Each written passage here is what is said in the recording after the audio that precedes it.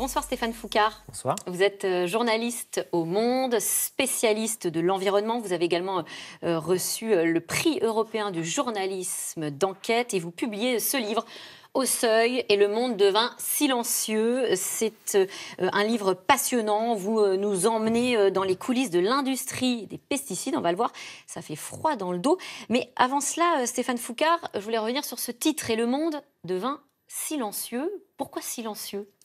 C'est une référence, bien évidemment, au livre de Rachel Carson qu'elle a écrit dans les années 60, donc Printemps silencieux, où elle prophétisait en quelque sorte la venue de printemps silencieux, donc privés du bourdonnement des insectes et du chant des oiseaux, du fait de l'utilisation excessive de pesticides. C'est le premier livre en fait qui lançait un petit peu l'alarme sur ce sujet. C'était déjà il y a bien longtemps. Et c'était il y a 60 ans.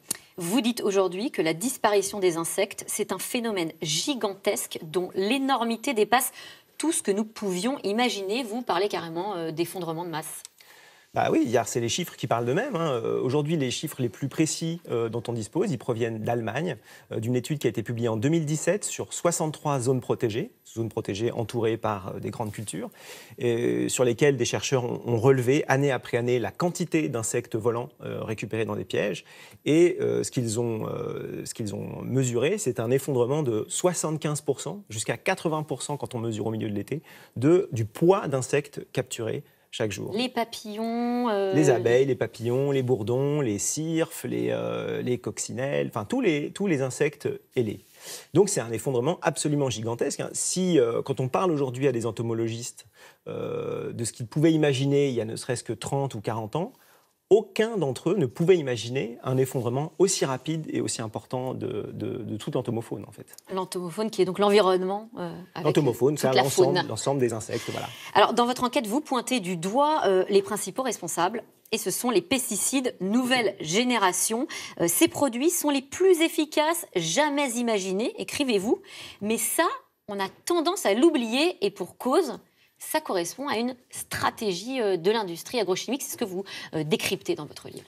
Oui, voilà, déjà, ce qu'il faut rappeler, c'est qu'effectivement, dans les années 90, on a introduit une nouvelle façon de lutter contre les insectes, les ravageurs des cultures, en développant une nouvelle famille d'insecticides qu'on appelle les néonicotinoïdes. C'est un peu compliqué à prononcer. On a appelé ça dans la presse, les journalistes appellent ça parfois les tueurs d'abeilles.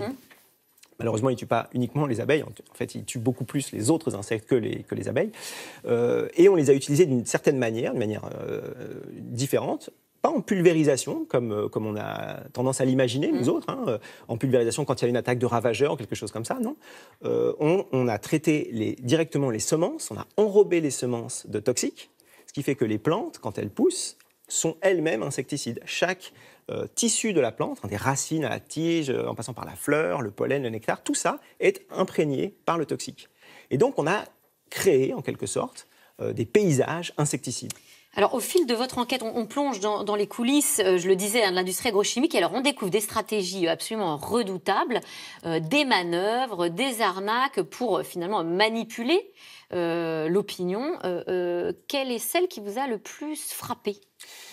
Alors, c'est une stratégie qu'on appelle la stratégie des causalités, la recherche des causalités alternatives. Qu'est-ce que c'est ? C'est quelque chose qui a été inventé dans les années 50 et 60 par l'industrie du tabac, qui consiste à financer beaucoup d'études ou à promouvoir beaucoup d'études qui cherchent toutes les causes alternatives aux maux dont on accuse votre propre produit. C'est ce qu'on a expliqué pour la cigarette en disant finalement le cancer du poumon n'est pas dû exclusivement à la cigarette. Il y a la pollution atmosphérique, il y a le radon, l'amiante, les prédispositions génétiques, il y a même le développement de l'imagerie médicale qui est beaucoup plus précise et qui permet de voir plus de cancers, donc ça fait monter le taux de cancer, etc. Bon, tout ça n'est pas forcément faux, bien sûr.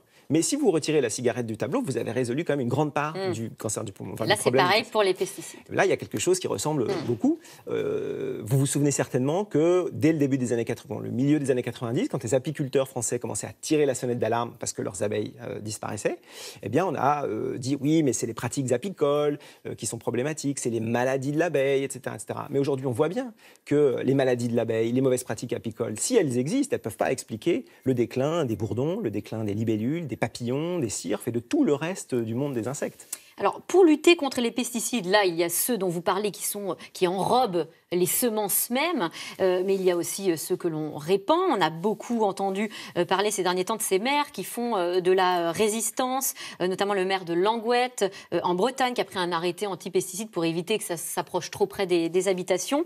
Du côté des agriculteurs, on explique que ce n'est pas la solution, qu'il y en a d'autres qui existent. Je vous propose qu'on écoute Christiane Lambert qui représente la FNSEA, le syndicat agricole. Aujourd'hui, nous avons travaillé pour faire des propositions d'aménagement qui permettent vraiment de protéger les populations. Implanter des haies, des filets, des murs. Il existe des murs, certaines maisons sont entourées. On alourdit les gouttes, elles sont enrichies en huile pour justement les alourdir et qu'elles tombent vraiment sur la culture et éviter les dérives.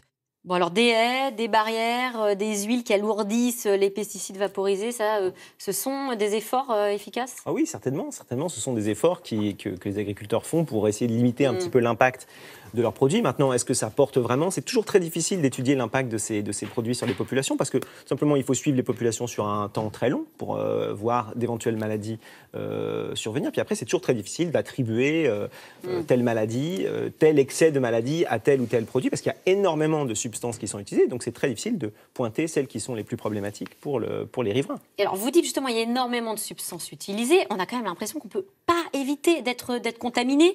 On parle des pisseurs de glyphosate, excusez-moi du terme, mais ce sont ces personnes qui font des tests et pour certaines qui mangent exclusivement bio et qui sont pourtant imprégnées d'herbicides. Hier, il y a eu cette étude qui montre qu'on a tous en nous au moins 6 substances chimiques au minimum, les enfants compris. Est-ce qu'on peut vraiment faire autrement ? Est-ce qu'on peut éviter ces produits chimiques ? Alors, à l'évidence, non. Tout ça est omniprésent. Au risque de vous inquiéter un peu plus, ce n'est pas 6 substances chimiques, c'est 6 familles. Donc, c'est des dizaines, en réalité, de substances comme des perfluorés, des phtalates, des parabènes, des bisphénols qu'on a tous, qui sont des polluants ubiquitaires, qui ne sont pas des pesticides, mais plutôt des polluants du quotidien. Mais ça n'empêche pas que les pesticides aussi imprègnent l'essentiel, la totalité de la population. Et on peut s'en passer ? Les agriculteurs peuvent s'en passer ?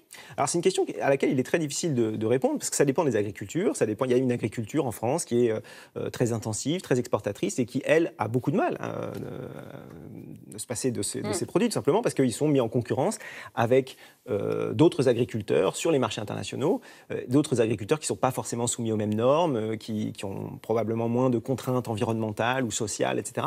Et donc, les agriculteurs, ils sont pris dans un système dans lequel ils sont un petit peu obligés, en fait, pour gagner leur vie, d'utiliser des intrants, parfois d'en utiliser trop.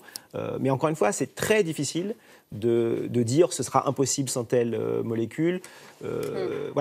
C'est au cas le cas que les choses se gèrent. Eh bien, écoutez, merci beaucoup Stéphane Foucard de nous éclairer. Merci pour vos travaux. Vous êtes journaliste au Monde, spécialiste de l'environnement. Je rappelle le titre de votre livre « Et le monde devint silencieux ». C'est aux éditions du Seuil. Tout de suite, c'est dans l'air avec Caroline Roux qui consacre son émission au Brexit. Journée cruciale avec un nouveau bras de fer attendu au Parlement britannique entre Boris Johnson et les députés qui veulent empêcher un no deal. C'est dans l'air est intitulé ce soir Boris Johnson touché mais pas coulé. Bonne émission à vous. Et moi je vous dis à demain.